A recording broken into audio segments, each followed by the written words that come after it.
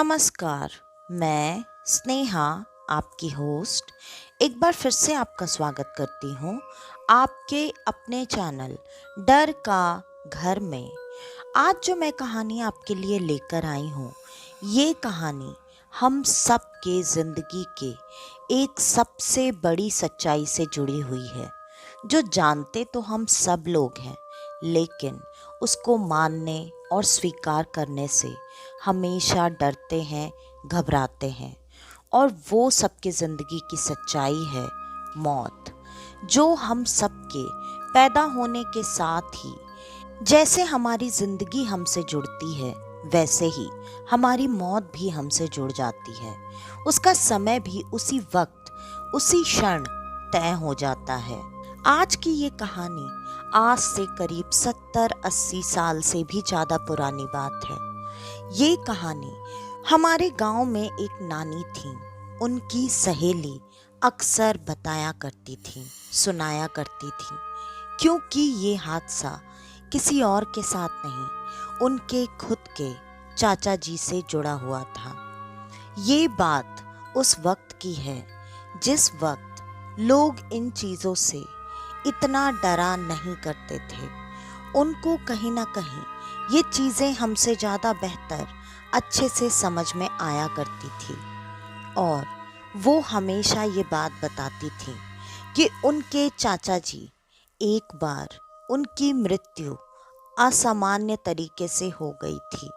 मतलब अचानक, जब वो काफ़ी कम उम्र के थे, और ये बात वो खुद भी बताते थे। आप सबको सुन के ये काफ़ी अजीब लग रहा होगा कि जब उनकी मृत्यु हो चुकी थी तो वो ये बात कैसे बताते थे। आगे कहानी में आपको पता चलेगा। उनकी मृत्यु जब उस तरह से उनके काफ़ी कम उम्र में हो गई थी, तब वो बताते थे कि अचानक उनको एक काला अंधेरा साया सा दिखने लगा। वो उनके शरीर से कुछ खींचकर एक रोशनी सी अपने साथ लेकर जाने लगा। पहले बहुत दूर तक तो अंधेरा ही अंधेरा था, लेकिन बाद में उन्हें रोशनी, बहुत तेज रोशनी नजर आने लगी, और उस रोशनी को चीरते हुए वो दोनों आगे बढ़ते जा रहे थे। और आगे बढ़ते बढ़ते वो एक बहुत बड़े विशाल दरवाजे के सामने खड़े थे, जिस दरवाजे का नीचे का भाग तो दिखाई देता था, लेकिन ऊपर का कोई सिरा कहीं भी दूर दूर तक दिखाई नहीं दे रहा था। थोड़ी ही देर में वो दोनों उस दरवाजे में प्रवेश कर चुके थे, और उस काले साये ने उनके सामने ही किसी दूसरे इंसान से बात की। इंसान, या फिर आप उनको जो भी कहना चाहें, मौत के देवता, यमराज, या फिर कुछ और उनके तरफ से कोई आदेश मिलने के बाद उन्होंने उनको वापस उनके शरीर के तरफ धकेल दिया। धकेलते ही उनको ऐसा महसूस हुआ जैसे उन्हें एक जोर का धक्का लगा है। वो गिर रहे हैं। वो बार बार अपने हाथ इधर उधर फड़फड़ाकर कुछ पकड़ना चाहते थे, लेकिन वहाँ तो कुछ भी नहीं था। और अचानक वो गिरते गिरते गिरते खुद के शरीर में आकर गिरे, और दोबारा से उन्होंने आंखें खोल ली। ये नज़ारा वहाँ पर बैठे गांव के सारे लोगों ने देखा। सबके लिए ये बहुत ज़्यादा आश्चर्य की बात थी। पहले कुछ लोग तो थोड़ी देर के लिए डरे, लेकिन उनकी बातें सुनने के बाद लोगों को ऐसा महसूस होने लगा कि हाँ, हो सकता है ऐसा, ये शायद सच बता रहा है, क्योंकि इससे पहले भी उनमें से कई लोगों ने अपने पूर्वजों से ऐसी कुछ कुछ बातें सुन रखी थी। इसलिए उनमें से सारे लोगों को ये बात मानते देर नहीं लगी, और उसके बाद उन्होंने एक बहुत लंबी अच्छी आयु जी। लेकिन उनके साथ एक चमत्कार हुआ। उसके बाद से उन्हें हर चीज़ का जैसे आभास हो जाता था। ये बात सिर्फ और सिर्फ उनके माता को पता थी कि उन्हें किसी बात का आभास नहीं होता। उन्हें वो चीज़ें उसी मौत के देवता के माध्यम से बताई जाती हैं, रोकी जाती हैं। और क्योंकि वो ये चीज़ें देखकर महसूस करके आए हुए इंसान थे, उनको इन चीज़ों से अब ना तो डर लगता था और ना ही उनके मन में किसी तरह की कोई आशंका थी। शुरू शुरू में उन्होंने जब वापस आने के बाद उन मौत के देवता को देखना शुरू किया, तब कुछ वक्त तक तो उन्हें काफ़ी डर लगता था। वो उनकी बातें मानने से भी हिचकिचाते और डरते थे। लेकिन अक्सर जब उनकी बताई हुई बातें, उनकी बताई हुई चीज़ें उनके आँखों के सामने सच होती जा रही थीं, तब उन्होंने ये चीज़ें माननी शुरू कर दी। और उसके बाद उनके अपने ज़िंदगी को देखने का नज़रिया पूरी तरह से बदल गया था।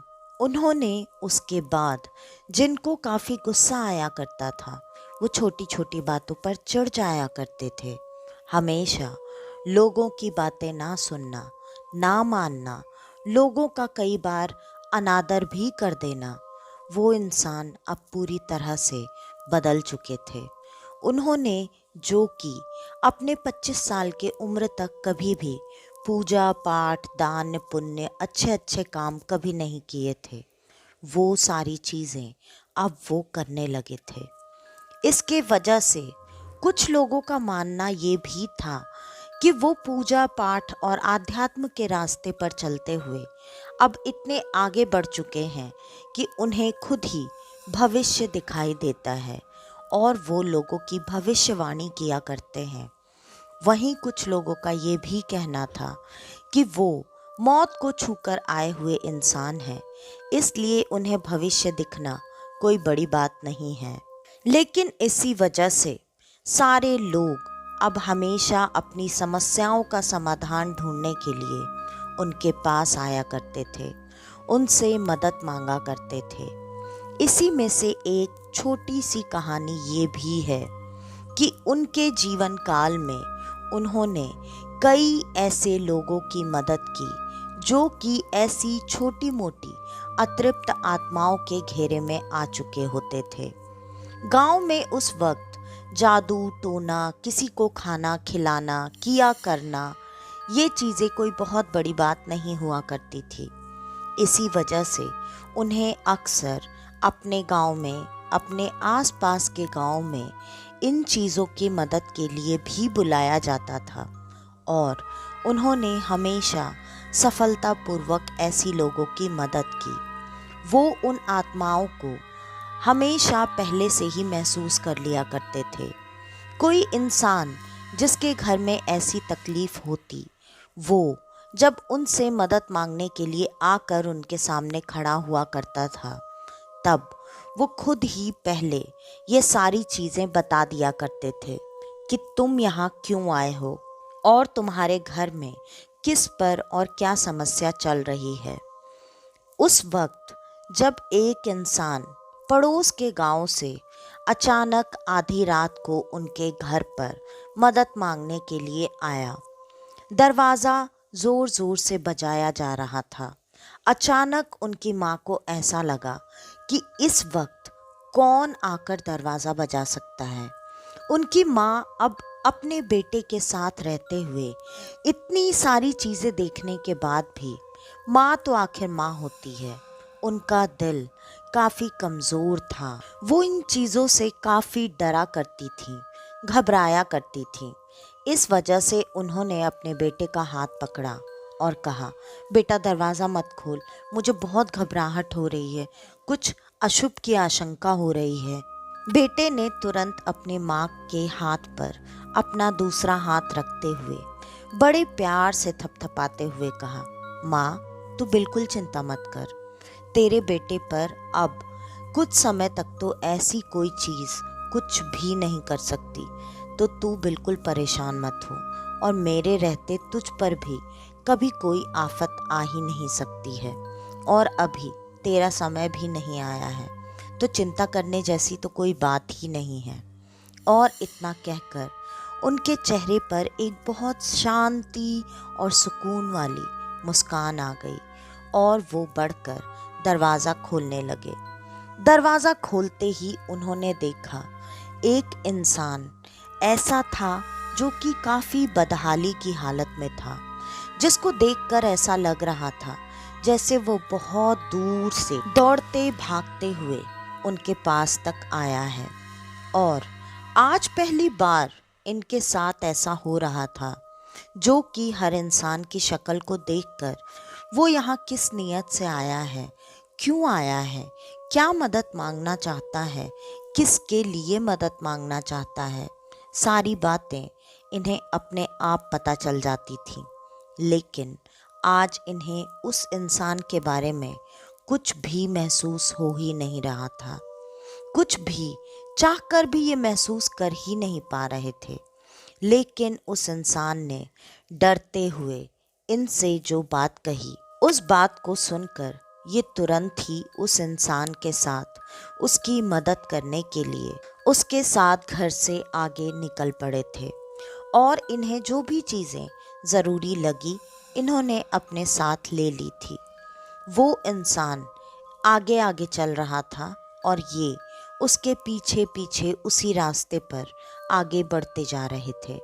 पहले एक गांव से दूसरे गांव तक जाने के लिए रास्ता ज़्यादातर लोग ऐसे पैदल ही पूरा किया करते थे। और रास्ते में कई बार काफ़ी बड़े घने जंगल पड़ा करते थे, कई बार खेत होते थे और कई बार ऐसी दोनों चीज़ें, और साथ ही साथ कई बार पहाड़ों का भी रास्ता तय करके दूसरे गांव तक जाना पड़ता था। और ऐसा ही इनके साथ हो रहा था। ये जिस दिशा में आगे बढ़ रहे थे उस दिशा में इनको ये बात अच्छे से पता थी कि यहाँ सिर्फ जंगल ही हैं और थोड़े बहुत खेत और फिर दूसरे गांव चालू हो जाते हैं। लेकिन ये उस जंगल के रास्ते में जिस तरह से और जितने वक्त से चलते हुए अंदर चले जा रहे थे, इनको ये बात बिल्कुल नहीं समझ में आ रही थी कि अभी तक ये जंगल खत्म नहीं हुआ है। तो ऐसा कैसे, क्योंकि ये जंगल इतना लंबा और इतना घना तो है ही नहीं। ये बात उनको बिल्कुल भी नहीं समझ में आ रही थी। लेकिन वो चुपचाप उस आदमी के पीछे आगे बढ़ते जा रहे थे। और आगे काफ़ी देर तक चलने के बाद जब ये एक जगह पर पहुँचे तो वहाँ कोई भी गांव नहीं था। वहाँ एक पुराना सा खंडहर जैसा बना हुआ था, जो कि उस घने भयानक जंगल के बीचों बीच था। वो जगह काफ़ी सुनसान थी। वो जगह उनके लिए बिल्कुल अनजान जगह थी। वो कौन था, वो उस जगह पर इन्हें क्यों लेकर आया था, वो बार बार चाचा जी इस चीज़ को समझने की, देखने की, पहचानने की कोशिश किए जा रहे थे। लेकिन इतनी कोशिशें करने के बावजूद भी उनको आज किसी तरह का कोई आभास हो पाने में वो बिल्कुल सक्षम नहीं थे। वो इस चीज़ को भी काफ़ी अजीब सा समझ रहे थे। लेकिन उन्हें इशारे से उस टूटे फूटे खंडहर के अंदर चलने के लिए उस इंसान ने कहा, जिनके साथ अभी चाचा जी इतनी लंबी दूरी तय करके यहाँ तक आए थे। चाचा जी उस जगह पर जब पहुँचे तब उन्हें काफ़ी नेगेटिविटी का एहसास होने लगा। उनको ये बात अच्छे से पता थी कि ये जगह सही नहीं है। लेकिन उन्होंने यही सोचा कि जब वो इतनी दूर तक यहाँ तक चलकर आ चुके हैं तो अंदर जाने में बुराई ही क्या है, और मैं यहाँ पर किसी की मदद करने आया हूँ तो मैं किसी चीज़ से डरकर पीछे कैसे हट सकता हूँ। यही सारी बातों को मन में सोचते हुए वो चुपचाप निडरता के साथ अंदर प्रवेश कर चुके थे। जब वो वहाँ पर अंदर प्रवेश किए तो वहाँ पर उन्होंने देखा एक छोटी बच्ची, एक औरत जो कि ज़मीन पर लेटी हुई थी, जो दर्द से करा रही थी। उसके प्रसव का समय नज़दीक आ चुका था और उसके बगल में उसकी छोटी बच्ची बैठी हुई थी। वो औरत जिस तरीके से चीख रही थी, चिल्ला रही थी, उसकी आवाज़ें तो पूरे जंगल में गूंजनी चाहिए थी, क्योंकि ये खंडहर जंगल के बीचों बीच था। लेकिन अभी तक उन्हें कोई भी आवाज़ सुनाई नहीं दे रही थी। लेकिन उन्होंने जैसे ही उस खंडहर के अंदर प्रवेश किया और उस औरत की तरफ देखा, तब जाकर उन्हें उस औरत की भयानक कर्कश आवाज़, जो कि किसी के भी कान के पर्दे फाड़ने को बिल्कुल सक्षम थी, वो आवाज़ अब जाकर उनके कानों तक पहुंच रही थी। उन्हें ये बात भी काफ़ी अजीब लगी और उन्होंने उस इंसान से पूछा कि तुम मुझे यहाँ पर क्यों लेकर आए हो? उसने कहा, मेरी पत्नी ऐसी हालत में है और हमारे मदद के लिए कोई भी आने को तैयार नहीं था। मुझे पता था आप सबकी मदद करते हैं, इस वजह से मैं आपके पास मदद के लिए आया। लेकिन उन्होंने साफ साफ इनकार किया। उन्होंने कहा, मुझे प्रसव का कोई भी पहले से अनुभव नहीं है। मैं इसमें शायद ही तुम्हारी मदद कर सकता हूँ। अगर तुम पहले मुझे ये सारी बातें समझा देते तो मैं अपने साथ किसी दाई माँ को लेकर आता। इस पर उन्होंने कहा कि ये बच्चा सिर्फ और सिर्फ आप ही पैदा करवा सकते हैं। आपके अलावा दुनिया में और कोई नहीं जो कि इस प्रसव की पीड़ा से मेरी पत्नी को मुक्ति दिला सके। और ये बात उनको काफ़ी अजीब लगी। चाचा जी ये बात सुनकर एक बार उस औरत की तरफ देखते और एक बार उस आदमी की तरफ, वो जो कि उन्हें यहाँ तक लेकर आया था। इतनी देर में उस बच्ची ने भी एक बार उनके सामने अपनी बात रखी और बड़े ही मासूम से स्वर में उनसे कहने लगी, मेरी माँ को बचा लीजिए। मेरी माँ बहुत देर से चीख रही है, चिल्ला रही है, लेकिन उनकी कोई मदद नहीं कर रहा। और इतना सुनते ही उन्होंने तुरंत ये तय कर लिया कि भले ही उन्हें इस बात का अनुभव है या नहीं है, लेकिन वो इस औरत की, अब जबकि वो यहाँ तक आ चुके हैं, मदद ज़रूर करेंगे। और उन्होंने वैसा ही किया। पता नहीं ये चमत्कार था या क्या था, लेकिन उनके उस औरत के पेट पर हाथ रखते ही तुरंत उसे उसकी इस भयानक प्रसव की पीड़ा से मुक्ति मिल गई और उसने किसी चीज़ को जन्म दिया। वो बच्चा या बालक तो बिल्कुल नहीं था, वो बच्चे के रूप में अजीब सा एक काला सा बड़ा सा गांठ की तरह नजर आने वाला कोई चीज था, जिसको देखते ही तुरंत चाचा जी के होश उड़ चुके थे। उन्हें ये बात अभी तक समझ में नहीं आ रही थी कि ये सब क्या हो रहा है।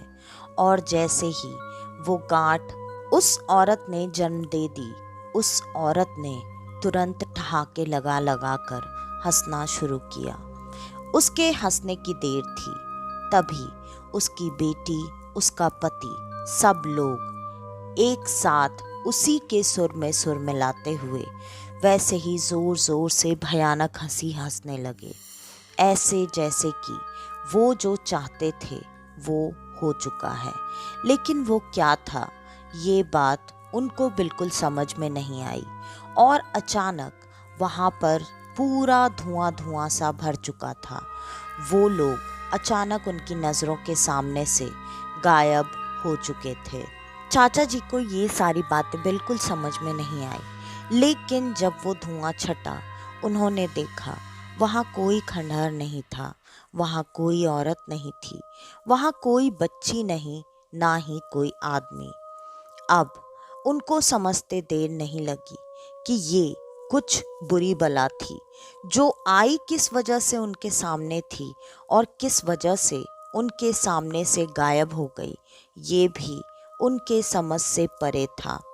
और इतना सब नज़ारा देखने के बाद वो तुरंत वहाँ से उठे और बड़े ही सामान्य तरीके से वहाँ से उठकर अपने घर की तरफ वापस चलने लगे। वो जब अपने घर की तरफ वापस जा रहे थे, तभी उन्हें ऐसा लगा जैसे कोई उनके साथ साथ चल रहा है। उन्होंने इधर उधर देखने की कोशिश बिल्कुल नहीं की, क्योंकि अभी वो जो चीज़ देखकर आए थे, अगर वैसी ही कोई चीज़ उनके साथ तक चलकर जा रही होगी तो वो उनके साथ ऐसे ही लग सकती है। उन्हें इन बातों का ज्ञान था, इसके वजह से उन्होंने किसी को ढूंढने की कोशिश बिल्कुल नहीं की और वो थोड़ी ही देर में अपने घर के पास पहुंच चुके थे। लेकिन उन्होंने अपने घर के दरवाजे को बजाने के लिए जैसे ही अपना हाथ उठाकर अपने दरवाजे को छूने की कोशिश की, वो अपने घर के दरवाजे को छू नहीं पा रहे थे। ये बात उनके समझ से बिल्कुल परे थी, क्योंकि ऐसा उनके साथ कैसे हो सकता है। उनका घर उनके ही बांधे हुए किसी कवच से बंधा हुआ है। उनकी ये शक्ति तो बुरी शक्तियों को रोकने के लिए है। वो उनको क्यों और कैसे रोक रही है? ये बात जैसे ही उनके साथ हुई, उन्हें ये समझते भी देर नहीं लगी कि शायद वो जिस जगह से होकर आए हैं, उस चीज़ का ही प्रभाव उनके साथ अभी जुड़ा हुआ है। इस वजह से उन्होंने अपने थैले से तुरंत गंगा जल की एक शीशी निकाली और शीशी निकालते ही उन्होंने अपने ऊपर कुछ मंत्र बुदबुदाते हुए उस गंगा जल का छिड़काव कर लिया। उस गंगा जल का छिड़काव करते ही उन्हें खुद के शरीर में ही ऐसा महसूस हुआ जैसे उन्हें जलन सा कुछ हो रहा है, और उन्होंने तुरंत प्रभु का नाम लिया। और अब जब उन्होंने अपना दरवाज़ा बजाने की, उसे छूने की कोशिश की, तो वो ये करने में सफल हो गए और थोड़ी ही देर में वो घर के अंदर प्रवेश कर चुके थे। घर के अंदर प्रवेश करते ही उनकी हालत, उनकी तबीयत काफ़ी खराब हो गई और उन्हें ऐसा लगा जैसे अब शायद उनके साथ वो बुरी शक्ति है तो नहीं, लेकिन उसके प्रभाव से उनकी ऐसी हालत हो रही है। एक हफ्ते तक वो ऐसे ही अपना उपचार करने की कोशिश करते रहे, लेकिन कोई भी चीज़ उनके लिए सफल या कारगर साबित नहीं हो रही थी। और एक हफ्ते के बाद अचानक ऐसा क्या हुआ, किसी को भी नहीं मालूम, लेकिन अचानक से ही वो पूरी तरह से स्वस्थ हो चुके थे, जिसमें से कुछ लोगों का अंदाज़ा ये था कि उनकी मदद उसी शक्ति ने की थी जो शक्ति वो भविष्य देखने में इस्तेमाल करते हैं, चाहे वो भगवान की हो, चाहे फिर मौत के देवता की। लेकिन ये बात चाचा जी की माँ और चाचा जी से पता चली थी कि उनकी मदद वही मौत के देवता ने की थी, और ये कहीं ना कहीं उनके इस मदद करने की वजह से ही उनके साथ हुआ था। उनके अंदर वो जितनी शक्तियाँ समझते थे, उतनी शक्तियाँ नहीं आई थी। वो जिस औरत का प्रसव करवाने गए थे, वो कोई सामान्य औरत नहीं थी, वो शैतान थी, और वो शैतान के ही बच्चे को जन्म दे रही थी। उनके मदद से उस शैतान का जन्म तो हुआ, लेकिन इनके साथ हमेशा इन मौत के देवता के रहने की वजह से वो शैतान इनकी शक्तियाँ, जो कि ये सोचकर उन्हें लेकर गया था कि वो लेकर अपने बच्चे को आगे का जीवन देगा, लेकिन ऐसा हो नहीं पाया। दृश्य रूप में ही सही, लेकिन इनके साथ साथ इनकी साधना, इनकी भक्ति, सारी शक्तियाँ होने के साथ साथ कहीं ना कहीं उन मौत के देवता की भी शक्तियाँ हुआ करती थी। उन्होंने ही उस वक्त पर उनकी मदद की और वहाँ से वो जिंदा निकल पाए। वैसे भी इनका समय अभी पूरा नहीं हुआ था, और ऐसी चीज़ें महसूस होने के बाद उन्होंने इन चीज़ों में मदद करना थोड़ा बहुत कम कर दिया। लेकिन वो 115 साल की उम्र पूरी करके इस दुनिया से गए थे, और जाने से पहले भी उनको ये बात अच्छे से पता थी कि अब उनका समय आ चुका है।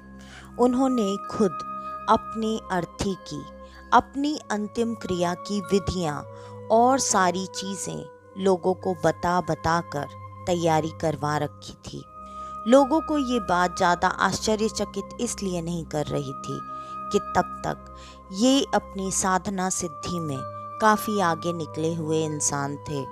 ऐसे लोगों को तो वैसे भी अपने जन्म, मृत्यु और हर चीज़ों के बारे में पहले से जानकारी ही होती है। इसीलिए इनके साथ भी शायद ऐसा ही था। लोगों ने इनके बताए मुताबिक सारी चीज़ें पहले से तैयार करके रखी थीं और जिस क्षण जैसे इन्होंने अपनी मृत्यु बताई थी वैसे ही इनकी मृत्यु हुई। और ये इस बार बिना किसी आश्चर्य के, शायद हंसते हंसते, क्योंकि आखिरी वक्त में भी इनके चेहरे पर एक सुकून, एक शांति और एक बहुत ही अजीब सी, अच्छी सी मुस्कान बनी हुई थी और इस दुनिया से ये जा चुके थे। तो आज की ये कहानी यहीं पर ख़त्म होती है। आपको हमारी आज की ये कहानी कैसी लगी हमें कमेंट करके ज़रूर बताइएगा। और अगर आपको हमारी ये कहानियाँ पसंद आती हैं तो ज़्यादा से ज़्यादा हमारी इन कहानियों को शेयर करें। अगर आप हमारे इस चैनल पर आज पहली बार आए हैं तो हमारे इस चैनल को लाइक, शेयर और सब्सक्राइब करना बिल्कुल ना भूलें, क्योंकि मुझे आगे बढ़ने के लिए आप सबके प्यार और ढेर सारे सपोर्ट की बहुत ज़्यादा ज़रूरत है, जैसा कि आप सब हमेशा से मुझे करते आए हैं। तो आगे भी मैं आप सब से ऐसे ही प्यार और सपोर्ट की उम्मीद रखती हूँ। आप सब प्लीज़ प्लीज़ प्लीज़ मेरे इन कहानियों को जितना ज़्यादा से ज़्यादा हो सके शेयर करें, जिससे मेरी थोड़ी सी मदद हो सके और मेरी जो ये उम्मीदें हैं हमारे इस चैनल से, हमारे इस परिवार से, वो जल्दी से जल्दी पूरी हो सके। और अगर आप सबके पास भी आपकी ऐसी कोई कहानी है जो आप हमारे साथ शेयर करना चाहते हैं तो डिस्क्रिप्शन में दिए ईमेल आईडी या इंस्टा आईडी पर आप हमें आपकी वो कहानी भेज सकते हैं। तो आज के लिए बस इतना ही। मैं स्नेहा, आपकी होस्ट, आज के लिए लेती हूँ अलविदा। वापस से आपसे मिलने आऊँगी और आप सबको लेकर जाऊँगी कुछ जाने अनजाने किस्से कहानियों के सफ़र पर, आपका अपना डर का घर में। तो तब तक के लिए नमस्कार।